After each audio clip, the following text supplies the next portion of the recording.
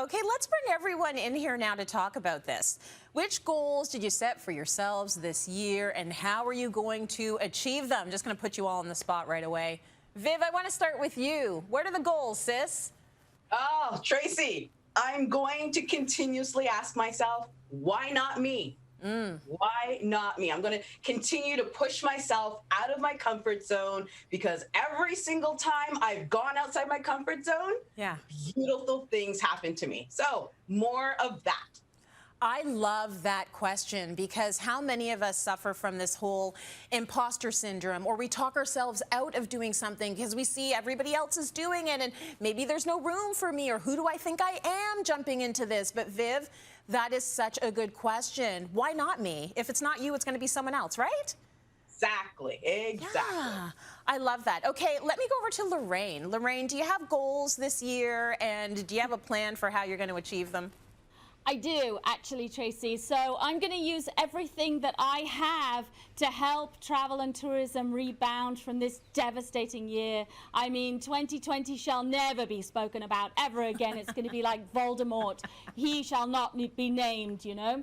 So I'm going to use whatever I can. Your enthusiasm and your passion, it's going to get people very excited about traveling again, Lorraine. So you're going to have a good year. I know it. I hope so. It'll be good. I hope so. I think we will, and it's just all about getting it back on the face of everything. So that's good. Right. Okay, let's head over to Sarah G. Sarah, what are the goals this year, my friend, if there are any, and how do you think you'll achieve them? Okay, well, I do the same thing every year to achieve my goals, and it's create a vision board. And I'm telling you, they work 100% of the time. Maybe not just for the year that I've made them for. Sometimes it takes several years, but I'll tell you, anyone listening, Cityline was on my vision board. And this is my 9th or 10th year. So it works, it's incredible. I think my major goal for this year is, this time last year, I started I guess you would call it my wellness journey, and I was able to lose a ton of weight. And I would like to just keep that healthy lifestyle going, maintain that healthy lifestyle.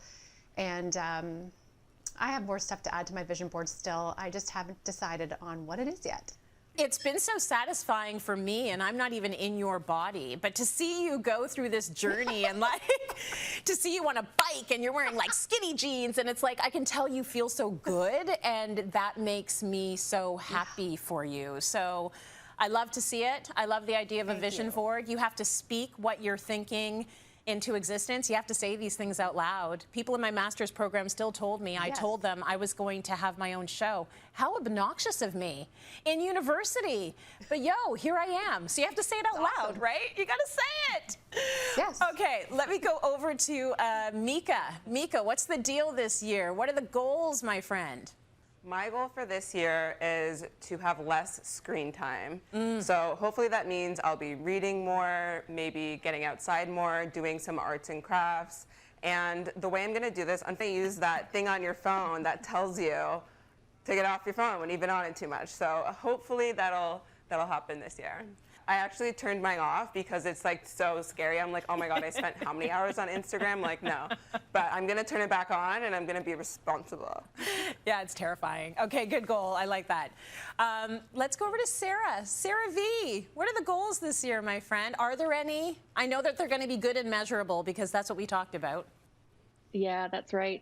My biggest goal this year is actually to develop a kinder inner voice to myself. I have so much kindness and empathy for the people I love, for family, friends, clients, everybody. And I've noticed I'm not as kind with myself inside my own head, like a lot of people, I think. And so that's something I want to work on this year. And like Vivian, there's just one question I'm going to ask myself on a regular basis. And for me, that is this something you would say to a friend or someone you love? And if it's not, I just need to tweak that tone a little bit.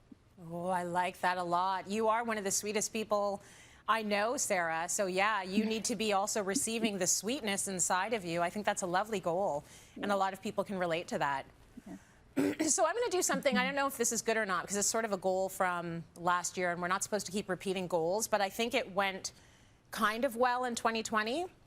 And it is to continue to accept and receive people for who they are.